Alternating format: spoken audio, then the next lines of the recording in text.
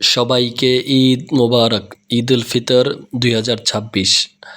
আজকে ঈদের দিন বিকেলে নিজ এলাকাতে বের হলাম। এটা হচ্ছে গোরস্থানের রাস্তা প্লাস আমাদের নিজ এলাকার চক, কিন্তু এটা ঈদের এক সপ্তাহ এটা হয়ে যায় একটা পার্ক।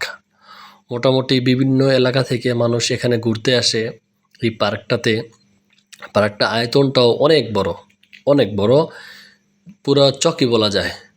এখানে বিভিন্ন এলাকার মানুষ আসে এবং আমাদের এলাকার মানুষও বিকেলে সব মানুষ এখানে বের হয়ে যায়। এটার পরিবেশটা এবং সুন্দর এবং ভালো লাগে, সবুজ শ্যামল। আজকে ঈদের দিন হওয়াতে প্লাস বৃষ্টি হওয়াতে সকালে আবহাওয়াটা এত ঠান্ডা যা বলার বাইরে, বাতাসও আছে।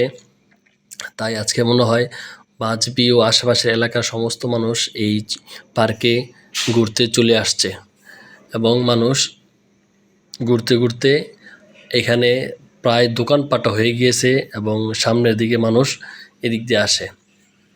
এই যে পিছনে যেই সবুজ শ্যামল, এটা হচ্ছে চকে তারা ধান গাছ রোপণ করেছে। এই পরিবেশটাও খুবই ভালো লাগে। এটা সবুজ জায়ন এলাকার ভিতরে পড়ে এবং দেখতেও খুবই ভালো লাগে। তাই হাঁটতেছিলাম। এটা হচ্ছে গোরস্থানের এলাকার রাস্তার একদম শেষ মাথাতে, তাই এখানে একটু ভিড় কম। আমরা একটু ভিড়টা এড়াই গেছি। কিন্তু যখন এখান থেকে চলে আসতেছিলাম, এই যে দেখুন কত মানুষ আসতেছে এই এই রাস্তা দিয়ে এবং অনেকটাই ভিড়। এই যে এই রাস্তা ওই রাস্তা, দুনো রাস্তার ভিতরেই মানুষের জাম লেগে আছে এবং মনে হয় পুরো এলাকার মানুষই আসছে এখানে। এবং এই যে দোকানপাটও আছে এবং মানুষ দুনো সাইডেই মানুষ। তো আমরা ভিড়টা এড়াইয়ে চলে আস্তে আস্তে আমরা সামনের দিকে যাচ্ছি এবং দেখতেছিলাম বিকেলে মাহাদি, নাবিলা, জারিফ, আমার দুনো ছেলেকে নিয়ে আসছি, আর এটা হচ্ছে আমার বাস্তি নাবিলা।